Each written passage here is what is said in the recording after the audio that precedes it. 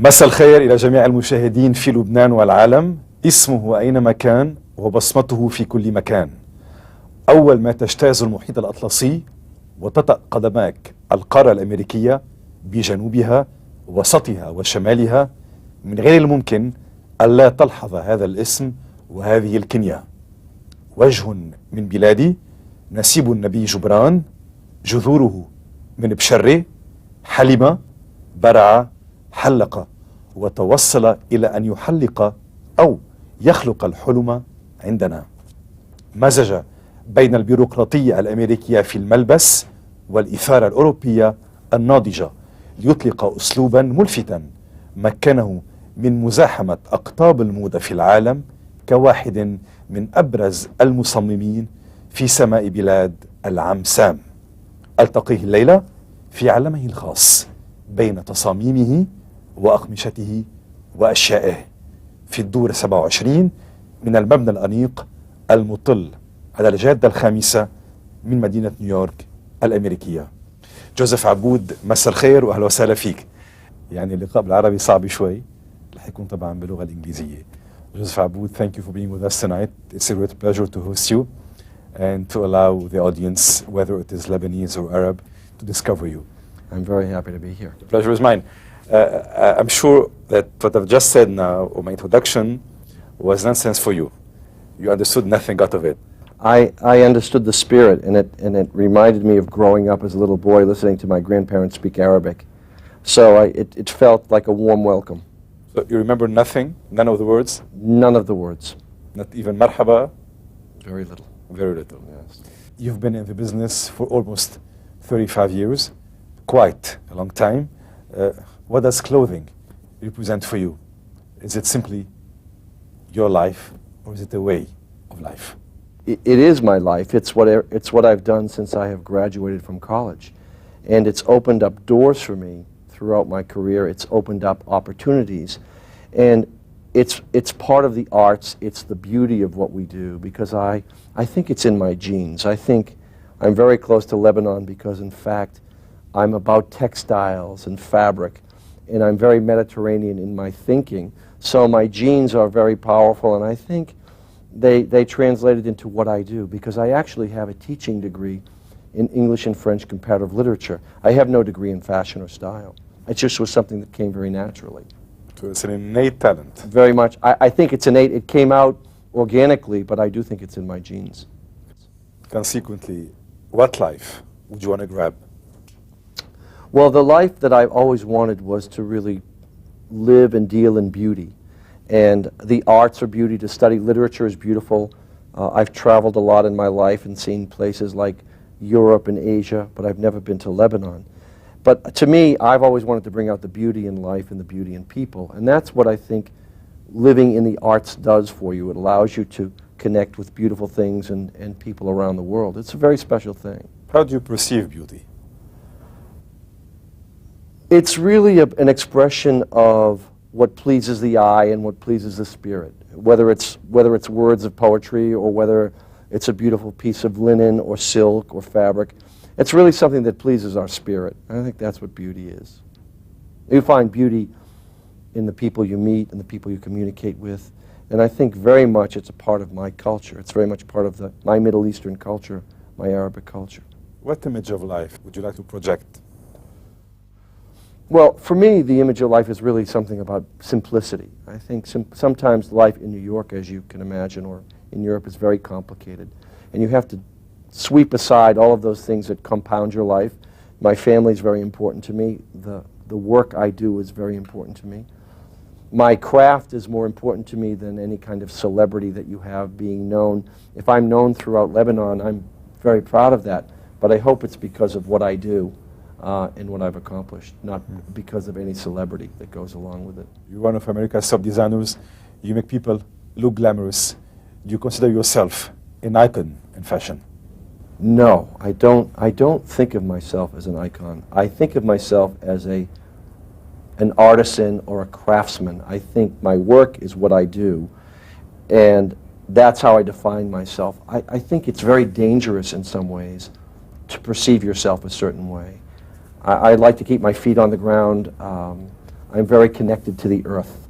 And so I don't think of life that way. I think of being happy with my children.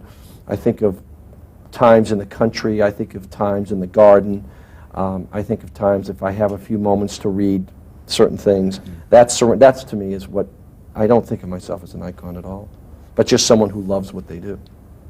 But you're trying to give us a very ideal profile of yourself. This is very idealistic. No, not at all. It's very pragmatic. It's, in this business, in the world of fashion, it's very superficial. And it's very glamorous, and it's about what are the hot clubs and what are the hot restaurants. It's very much not me. I can be as happy touching and feeling fabrics and creating something as if I'm in some glamorous club or restaurant. That's how I define my life. You fell in love with fashion, Yes. with style, at the age of 5. Very early. I would like to know, how did you feed this passion? How did you feed this love with fabrics, with colors, with forms, with textiles? Well, I did fall in love with it early, but I'm not sure why. But I thought that as a little boy, growing up in a Middle Eastern neighborhood in Boston, that I saw the glamour that was part of America that I wanted to. I didn't know at 5 years old what I wanted to do, but I saw things that were glamorous, and I saw Beacon Hill, and I saw a sort of part of Boston that I never knew as a little boy. And I thought perhaps as I grew older that clothes would open doors and that they would allow me to achieve things and to be proud of who I was, but to be accepted in America, to be part of the American culture. Because when I was a little boy, nobody knew what Lebanese was. They didn't know when people said, "What are you?" And someone might say, "I'm Irish Catholic," or "I'm German," or Greek, or Italian. When I said I was Lebanese, no one knew what Lebanese was.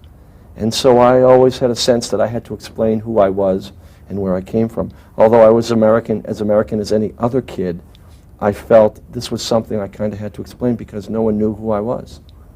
You have started with Ralph Lauren, where you became the associate director of the menswear design. How do you look at those years spent next to the legendary Ralph Lauren? You know, this was perhaps one of the greatest experiences of my life to work with Ralph Lauren, who I would like to say it remains a friend today. Ralph represented true Americana. That was what Ralph represented. And to work with him and to learn from him, I learned something really incredible about how to have belief in what you do and who you are, and to stay with it. And sometimes that's very difficult. But I also knew that at a certain point, that if I wanted to do my own thing or to create something special, that I had to leave Ralph Lauren, that I had to try something different, because if I wanted to be Joseph Abboud, I couldn't do it at Ralph Lauren. I had to leave that because the power of Ralph Lauren's company was very strong. And if you were to remain there, you had to design for Ralph Lauren. But I had a different view of American men at that time. The question of who are you and what you want. Yes. Who are you? Well, I'm a Lebanese American who wanted to make all Americans feel proud of their heritage. The difference with Ralph Lauren was there was a certain pretentiousness of pretending to be landed gentry or to be people who grew up, who came over on the Mayflower. Well, America is a very diverse country. It's made up of so many ethnic backgrounds.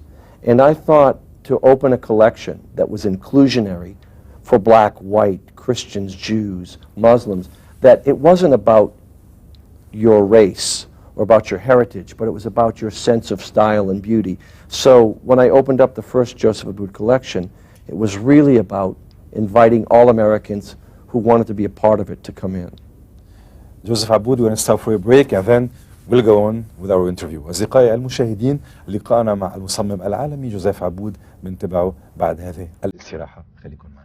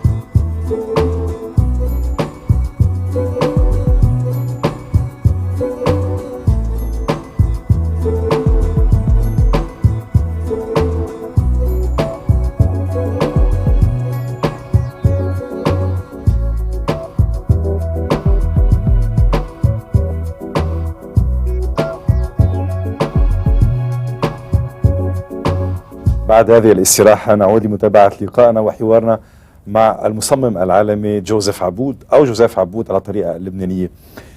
Joseph Abboud once said, designers are great white sharks. They often pretend to like and admire each other, but sometimes we don't even bother to fake it. It's virtually impossible, given the size of designers' egos, to sincerely wish someone else well, because behind every forced tribute is, it should have been me. I think, yes, it does. I think, however, in the fashion business, which is built upon such image and a perception of style and glamour, it's as ruthless as any other business, but it's covered with something much, it's veiled in silk and beauty and cashmere because it's a very different thing. In our business, we compete with each other so fiercely to fight for positions within the stores, to fight positions with the consumer, that it is hard to wish each other well. But there are some very talented American designers, and the world is changing so that perhaps there's more room for us, for all of us. Who do you compete with? I think we compete with all the American designers and with European designers, with the Armanis of the world, with the Ralph Laurens of the world, because when you're in these big stores, Neiman Marcus or Saks Fifth Avenue, there's only so much room on the shelves for so much clothing. So we compete with everyone. And today you're also competing for other dollars where people are spending money on iPods and electronic equipment. So you compete with everything. And you're only as good as your last collection. Who do you consider best opponents to be? You know, I never think of one individual or one company that's our toughest opponent. Let's be more specific. Yes. Who do you consider your toughest opponents are? Who are the toughest opponents? Certainly the established designer names, the names that we have a great deal of respect for. Armani, Ralph Lauren, Hugo Boss, those kinds of companies are the companies that we compete fiercely for the same position. Is your company privately owned or is it public? Then it was a privately owned new venture. It was a new, a new startup company with a lot of excitement, a lot of energy, but really very little resources. But what really was the greatest resource we had was the talent. Not just my talent, but the small team of people I assembled.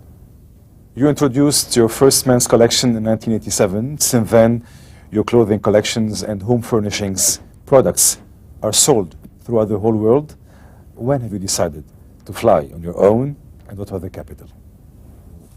In 1985, in my last year of Ralph Lauren, I really decided that if I had something important to say in the fashion business, I had to go start it on my own. I had limited capital. I needed to find a good manufacturer, someone who could make my products for me and allow me to have a partnership. So after a year and a half of developing it, I launched my first collection in 1987. And with very little capital, but with good manufacturing partners. And that first collection we opened, we sold to all of the great stores in America, Bergdorf Goodman, Saks Fifth Avenue, Neiman Marcus, all of the top stores, because we hit a nerve in 1987 that this was a collection for men that was much more European, that had much more sophistication, more interesting color, and it was really a great time to open a collection and be so well received. But it's a very difficult thing to go out and start your own business, because there's no place to fall back on. If you don't succeed, you have no safety net. So it was a very interesting time, and if I knew how difficult it would have been, maybe I wouldn't have done it. But impetuous youth, I went out and it was successful. What about the capital? The capital was a very small amount of money, $50,000, in terms of all I had at the time, and I invested in fabrics and people and was hoping that it would be able to get us through the first and second collections. You started with $50,000, as you just mentioned. What is your fortune today? Well, whatever fortunes we all have, I think my fortune is my health and my family. But today, our business today, which is public knowledge, is we do at retail probably about $250 million at retail around the world. We do some business in Asia. We're still a privately held company, so we don't really disclose our numbers often, but it's public record that we do a significant volume. But there are so many companies that are much bigger than us today, much bigger than we are. Why did the women's line not meet your expectations and therefore badly received, or let's say it was not a success? It was very well received, but it was a situation where it was the result of some factories we had in Italy that closed. And we had a very, very good women's collection, a very good women's collection. And unfortunately, the relationship with partners that I had in Italy, they closed the factory that was the lifeblood or the pipeline of the women's collection. It was made beautifully. It was made at some of the same factories that made Giorgio Armani. But when they closed that factory, it shut down our opportunity to manufacture. So we made the conscious decision to pull out of it because we didn't want to make product with the Joseph Abboud name that would be inferior. But we'll be back in women someday. It's a very exciting part of the business. Yeah. Is it soon? As soon as I would like it to be, but it doesn't look immediate, but it's something we have on the horizon. Joseph Abboud, Naomi Campbell, known for her special mood that fluctuates, did not show up on the runway. Yes. For your first women's fashion show. Terrible. Do you think this incident triggered a bad luck for your women's line? If you are as superstitious as I am, and perhaps it was an omen, although the fact that she didn't show up was very unprofessional, that she didn't come. But that women's collection was a great collection, and we ran that women's collection for 6 or 7 years with very good success and with profitability. But it probably, if I go back to my Phoenician roots, then maybe it was an omen. Maybe it was something that told me that it wasn't going to be an easy road in women's. But it's still a very exciting business. Joseph Abboud, you've added European sensuality to the American style. What do you think that today Europe in general, and mainly France and Italy, are always the leaders in the fashion business, and why the USA wasn't able to compete with them?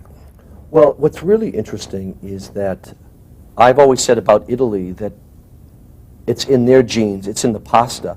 They are surrounded by beauty in Italy and in France. It's their history, their ancient cultures of artistry and weaving and textiles is something that's in their blood. America is a huge market for fashion and for designers. And so we have, in many cases, the American designers have much bigger businesses than the European designers. But the prestige of the European designers is, they're almost like deities in a very funny way. The Armanis and the Valentinos, they're brilliant designers, but they're put on a pedestal. And the American designers are more of a working class designer community. We don't quite have the same glamour that our European counterparts have, but we have very big businesses in America and throughout the world. Money cannot buy everything. Yes, it can't. But it's interesting in fashion, it is also about commerce. If you are a designer, your only way to succeed is to be able to have successful turnover, successful financial results. Because if we want to be creative, we can't be creative without people buying our products. And financially, in this country, the sign of success, good or bad, is based on the ability to sell your collections and have it be financially rewarding. Otherwise, we wouldn't have the ability to continue. Joseph Abboud, let's have a second break and then we'll keep on talking and talking. Stay with us.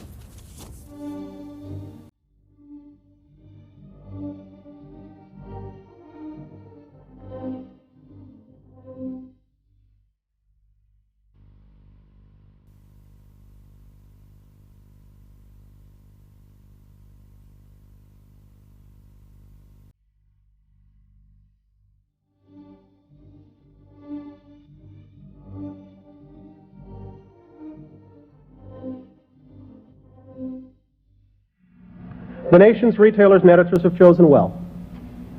It gives me great pleasure, on behalf of the Council of Fashion Designers of America, to present Joseph Abboud with the CFDA Award for Menswear Designer of the Year.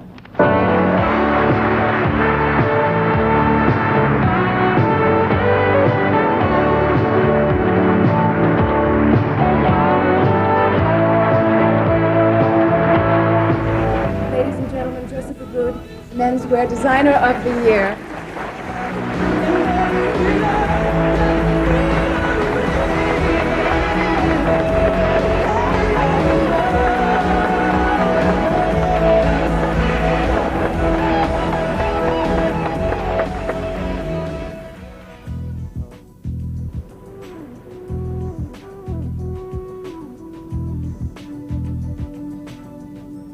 For me, it's a metaphor of life.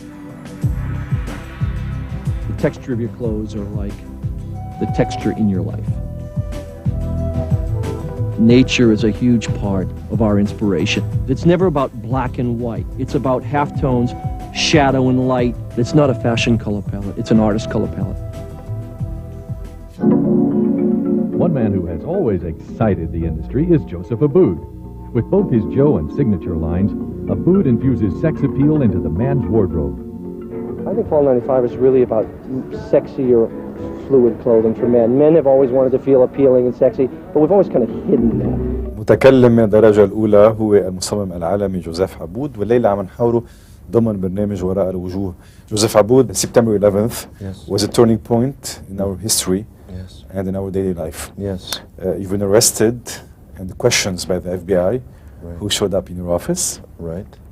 Well, the good news is I wasn't arrested, but I was questioned. And, you know, it's interesting to be very proud of your heritage. And when I started my first collection, someone suggested that I should change my name because they thought perhaps it would be a problem for me later on. And I thought, how strange. I'm very proud of my name and my heritage. But on September 10th, the night before September 11th, I flew to California on an American Airlines and was questioned by the FBI because they had found box cutters and electronic equipment on my plane that had gone to California, and they thought that the plane that I was on was potentially to be hijacked, and which is an awful feeling to think that you were that close to that experience. When I arrived in California, my 10-year-old daughter, Lila, said to me, "Daddy, I'm very afraid. I don't want you to fly, but I want you to come home. We're afraid." And there was no way to get home from California because all of the flights had stopped. And when I heard my daughter's voice, I said, there is nothing that's going to stop me from getting home. So I ended up taking a limousine from California to New York, which seems to be a little bizarre, but you couldn't rent a car, you couldn't find a train or a bus, and I didn't care how much money it was going to cost. I was getting home to my family, and I remembered the voice of my daughter. So the FBI had seen that I had flown out one way, but hadn't seen a return flight. And so they questioned me about why I had not taken a flight back, and my name was Middle Eastern. But the FBI, to their credit, were very professional. It was a terrible time in New York, as you probably know. It was a terrible time in America, and everybody was concerned about the safety of their families. And the FBI was just doing their job. So I never was offended or insulted by it, but I wanted to do everything I could to help. But they claim that you fit the profile. Yes, yes. Well, well, it's very interesting because I think I look the part of my Middle Eastern heritage, and I think that there were 3 or 4 occasions that I had interaction with the FBI. And I think some people had seen me in New Mexico getting out of a big black limousine, and they saw this strange guy who was traveling east and had what they thought was 2 bodyguards, but basically 2 drivers. And so I understood it all. And I hate profiling. I think I know the Lebanese culture as a thing of beauty and a thing of richness. And I remember my family growing up and how hospitable and kind and caring they were as a people. And the Lebanese people I know have always been amazing and so warm and have hanun that it is truly something that it was what I saw on television was not the Lebanese people that I knew growing up. Joseph Abboud, we live in a world threatened by terrorism. This is for sure. We've heard that the Patriot Act and other laws violate human rights. According to you, where is the fine line between respecting human rights and ensuring internal security? It is probably the best question anyone could ask for anyone with any ethnicity. To me, I think to protect the liberty and freedom of all of us around the world, not just Americans, but any peace-loving people, that we have to, in this crazy world that we exist in, have some kind of security or some kind of protection. I have enough confidence in our country that we will respect the rights of all people. And there is not a bigger spokesperson for those people of Lebanese descent who I know are their strength to America. So I think it's a fine line, and it moves sometimes. And in a time of war, things change. But this country has been good to so many of us, and it's really believed in freedom that I'm very proud to be a part of it. Beautiful words. Based on your personal experience, what is the best way, according to you definitely, to bridge the gap between the American culture and the culture of the Arab world? There is so much beauty in the Arab culture. As the old saying goes, that the streets of Damascus were lit and lined with lights while our counterparts were living in caves. There is a part of that culture that is so appealing and is in my genes. My sister is an artist, a fine artist. She lives in California, and her paintings reflect her Middle Eastern genes, but she's never been there. It's in our blood, but I think what's in our blood is the beauty of our culture, and I think if people could learn the beauty of each other's culture, it's amazing. Think of the tapestries and the work that comes through the Middle East. It's amazing. And so many of us designers, American designers, are inspired by the beauty of the textiles and the richness of the art. So there's so much to offer each culture. Talking about Lebanon, talking about those roots, talking about your origins. Yes. How does this small country live in you? You've never been there? I've never been there, but you don't know how it looks like? No, but I have. Still, we can see it. The spirit is here. I can see that country in my imagination. I planted on my property the most beautiful tree I found at a nursery, and it's a cedar of Lebanon. And it's the most graceful, beautiful tree I have ever seen. It's a romantic shape, and I look at that tree and know that's a little piece of my culture that's in my backyard.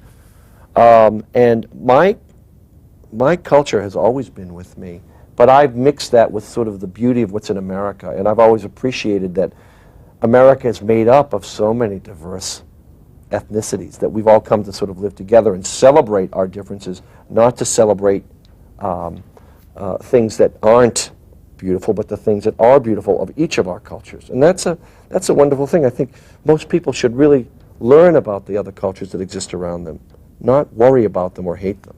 How do you define your identity? I always have defined myself by what I do. And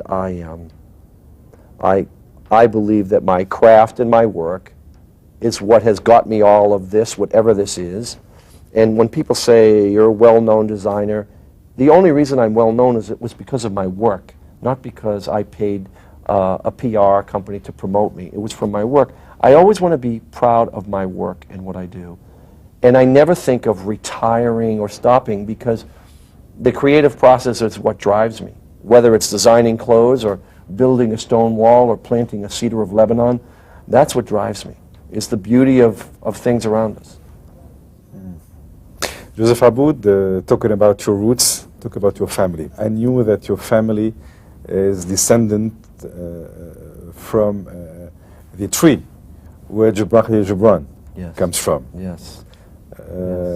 Give us a brief. Gibran was my grandfather's first cousin. And my mother, when he was in Boston, my mother was very close with Khalil Gibran. And because he was, of course, very good friends with my grandfather. And my mother told us stories of how much she loved him and what a kind and gentle man he was and what a poetic man he was. And I think she still has some of the letters that he wrote her. My sisters now have them because my mother's passed away. But I think that artistic culture is genetic. It's a very funny thing. I have no training in the arts. I have none. My sister, my other sister, can read and play music and write music and has never taken a music lesson. She's never. And my other sister was an incredible artist. So even though my family, my mother and father were working class in Boston, somehow the arts came through our bloodstream. It came through who we are, and I think it's very strong. And it's wonderful to read the prophet and to see his words and to see how he loved beauty and honesty. That's something I think we should all live by. So you're from the village of Jabran Khalil Gibran. You're from Sharri. Yes. You have a cedar Yes. planted in your next to your house. Yes. And my daughter, my oldest daughter, is named Lila, after my mother. And so I'm so proud of my heritage. I'm proud that in this country we can celebrate that. We can celebrate the differences we have. One more question in this part of the interview. How come you haven't invaded the Middle East with your collections, with your designs? Yes. It's really weird. It is. And I think that the next horizon for us is probably the Middle East. I have been invited several times to go to Lebanon. I hope within the next year or so to be able to go visit it, because I'm sure I will feel so connected to it. And I'm sure that people will appreciate the name on the label, but I hope they will love the clothes. But I have met so many Lebanese people in America who say, we are so proud of you. Thank you for doing this for us. And it only was because of my love of beauty that it happened. When I started, I never knew that I would be drawn back to my roots or drawn back to my culture the way I am. It's like the roots of a tree. They get stronger and stronger as you get older and older. Joseph Abboud, let's stop for the last break Yes. before we conclude this beautiful interview. Thank you. Stay with us.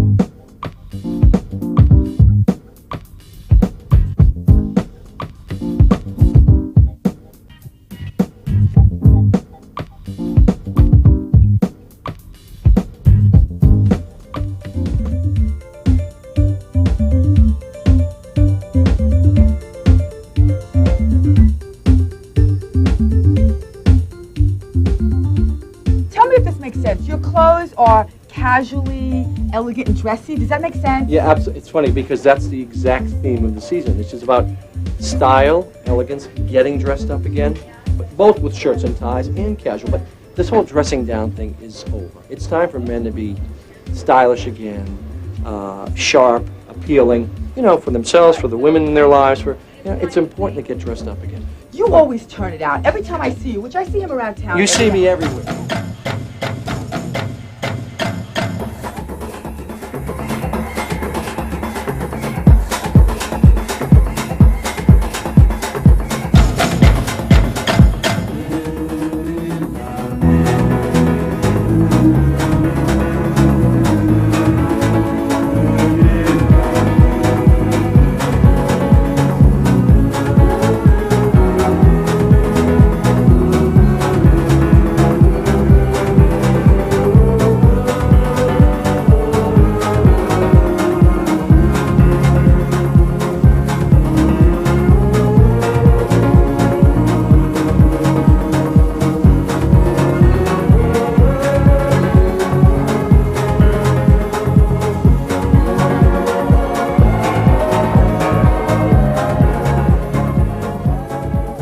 Joseph Abboud, a little bit all over. Yes. How is your schedule set? It's very organic, my schedule, in terms of what I do, because I could work from doing interviews, doing fashion shows. I also teach a course, which is great, which is called The Management of Creativity, is to try to teach young people how to use their talents that they love to make a living. So if you love to be a journalist or you want to be a writer, how can I help those young people succeed using their creative talents to be successful in life? So there's lots of things. I try to be athletic. I try to spend time with my family. As you know, the modern life is a very complicated one, and you split your time in so many different ways. From manufacturing and sketching, Yes. To conception, Yes. and marketing, Yes. how can you manage to take care of all those different aspects I think you always try to have a good organization. We have very good people. I think one of the things that's very important for designer companies is to find people who believe in the designer and what he stands for and what he represents, and to trust the people you work with, and to make sure that they have the same esprit, that they have the same understanding of who you are. It's very interesting because as you look around and you see everything with the name Joseph Abboud on it, from shirts and ties and sweaters and bedding, there's a real spirit of Joseph Abboud that has to continue. And I think it's important for all of the people that come to this company to feel that spirit and to be a part of it. And I think it's a very rewarding thing for me to see that happen. How many employees work for you? We have today in our offices about 125 people in our offices, but we also own a wonderful factory in Massachusetts where we make our suits and our sport coats. It's a beautiful factory, and there we have about 550 people who are sewing and stitching, but they're a fantastic group of people. I'm very proud of that factory, especially since it's in Massachusetts and I grew up in Boston. What is the coming challenge? You're going to win. I hope. Well, the challenges are always what's on the next horizon. What's the next creative challenge? For me, the writing of the book was a very exciting thing. Another thing that I would like to do is to try to teach men, American men, about style and to bring them along. So those are the kinds of things I want to do. I love landscaping and creating architecture. So there's lots of things I want to do. Perhaps television, perhaps radio, and being a voice of style would be fun. What about your personal life? Are you happily married? Yes, yes. On most days, I'm happily married. I have a wonderful wife who has been very supportive of me over the years, especially when she's encouraged me to leave the good jobs I've had. When I had a job at Ralph Lauren, she was the first one to say, if you believe in yourself, Joseph, do it. And the support of your family means everything. It gives you more confidence to try something. And my two daughters now are my biggest fashion critics. They are, I can see the world through their eyes, and I can see the artistry in the things they do. So it's sort of it's a wonderful thing. My personal life is a very happy one. It's a very simple one, but it's a very happy one. Are you working to have a better life, or are you working to create a better life for the others?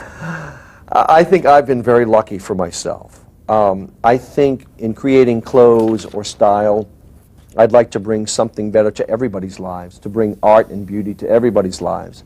That's what designers do.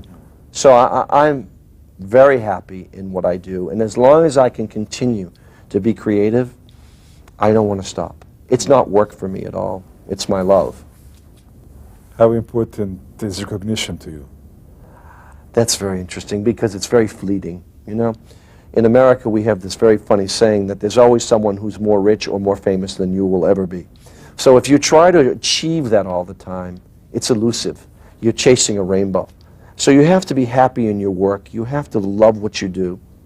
And I do.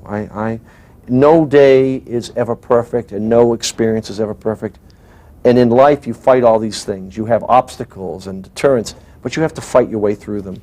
And you always have to find, you know, truth and beauty. And how important is money to you?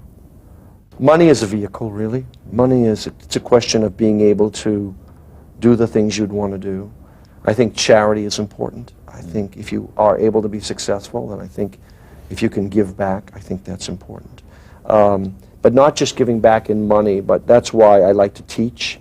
I try to get involved with children's charities when children are ill, children with cancer. There are certain causes that are important to me. And I think that's just a balance of life. I think that's really what that is. It's just a question of balance, of taking and giving, giving and taking. Joseph Abboud, tonight you projected the image of an accomplished man, of an ideal man, effectively. What would you like the impact of this interview to be?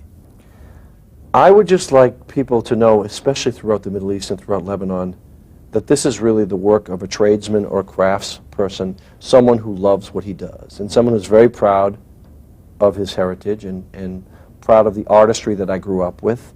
It's not about being the richest or the most famous at all. It's not important to me. But when I can reach out and touch people either through an interview or through the work I do, or if I can see someone walk down the street and wear something that I created, there's a great reward in that. It's a very simple one, but it's great at the same time. And this is not idealistic in the sense that I want to portray that. It's who I am. And I'm very happy in the skin I'm in. I'm very happy to be the person I am. I was very happy to have met you. Really, My pleasure. it was a pleasure to conduct this interview with you. Thank you. Tonight, you know, in your speech, there was a lot of philosophy. Yes. And this is something you must have inherited. I think it's in my genes. Really? It's for sure in my genes. Really? If someday I could write as beautifully as Khalil Gibran, I would, but maybe I can create differently in a different way. But I love the artistry of it. That fluidity in the words and everything you were saying tonight made me speechless. Thank you so I much. was so happy to have introduced you to the Lebanese and Arab audience, and I hope next time we'll meet. It's going to be in Lebanon, in Beirut, and it will be a great pleasure for us to host you. The pleasure will be mine, Ricardo. Thank I you. want to thank you once again, and if you'd like to conclude this interview to end it up your own way, with your own words, Yes. if you'd like to greet somebody, go ahead. I would love to say that I think I know the Lebanese people, and even though I've never been there, I think I've sort of touched them in a very interesting way, and that all of this is a way to get me back, in a funny way to bring me back home. So I'm sure it's only a matter of time. إن شاء الله.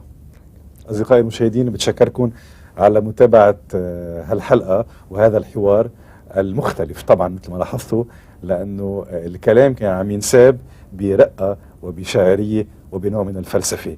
بتأمل تكونوا استمتعتوا بهالحلقة. بعطيكم موعد الأسبوع المقبل دائما بنفس الوقت حتى نلتقي.